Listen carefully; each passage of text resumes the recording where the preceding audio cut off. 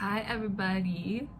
So by very popular request, I am going to show you kind of a breakdown of how I produced, wrote, mixed Ghostly Memory.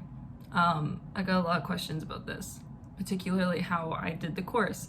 So I'm going to show you how I put together all of the sounds and all the vocals, and how I kind of took what I wrote just on a piano and put it to instruments. That was a bad intro. Well, we'll just roll with it for now. So when I first wrote the song, I wrote it on just piano, and it started with this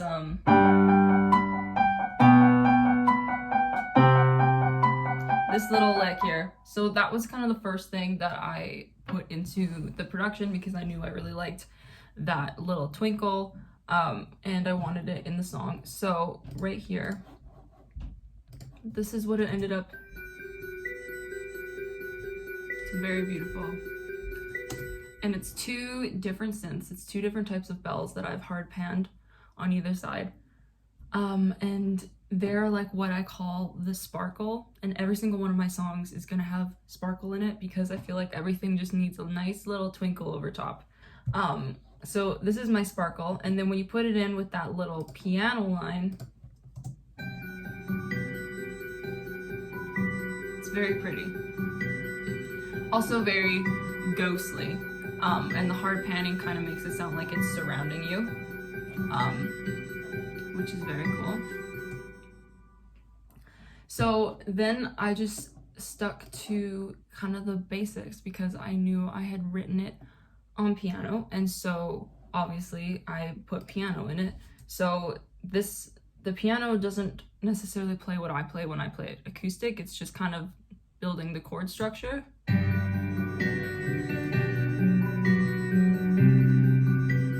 And then from there, I just added, this is just for the first chorus. The last thing in there is this little synth pad that kind of just fills it out. It's the synth pad that you hear in the beginning of the song. It's really pretty.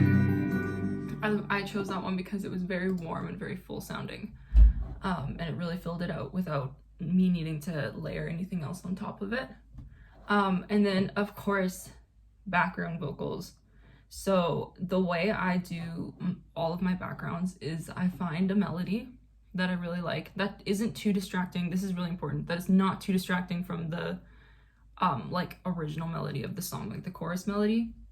And then I just layer harmonies on top and then hard pan them. That's like my go-to background vocal production, I guess. So with the background vocals, this is what the first chorus sounds like.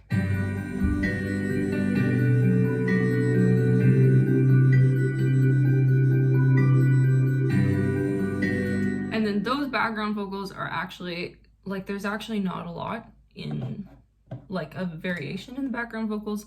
All I did in, like, the very big choruses is I changed it to, like, an O vowel instead of an oo, or kind of like an ah, and I kind of belted them.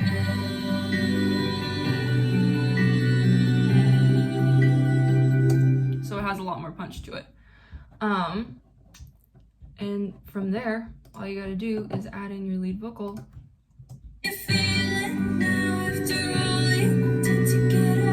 And that is the first chorus. So from there, you have the bass come in. This is my absolute favorite synth bass ever. You will hear it in every single one of my songs, without fail, not even kidding.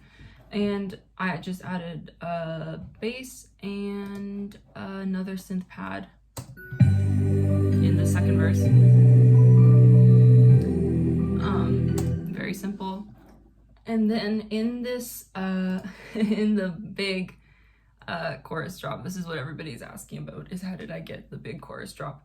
It's actually, you would think that there's a million different synths layered on top of each other, but there actually isn't. You just have to find the right synth and don't put the moment you put too much in, it's gonna sound overdone. So there's actually only 4. There's like a string synth, there's like a brassy synth, or 2 two brassy synth played differently that I've hard panned, and then like a detuned kind of bass in there.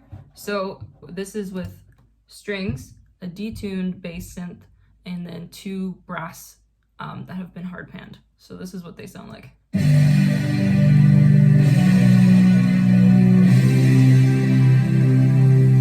So that is your like whoosh, big moment there. And that's literally all it is. It's very simple. And then you put in your background vocals with that.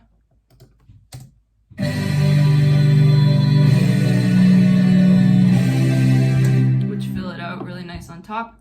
And then all I gotta do, add that piano back in, and then add in that sparkle that I talked about before.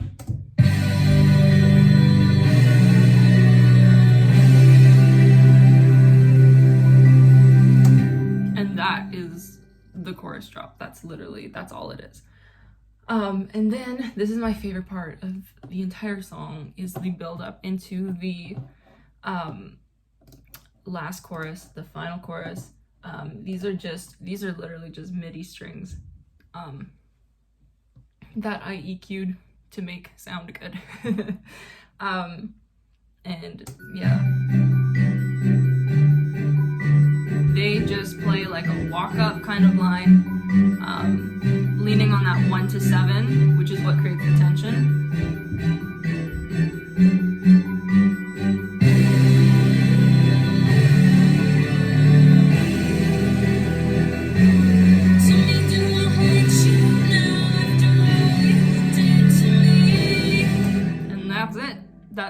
It's very simple. It's honestly not that much. It sounds like there's a lot of instruments in there, but there's not.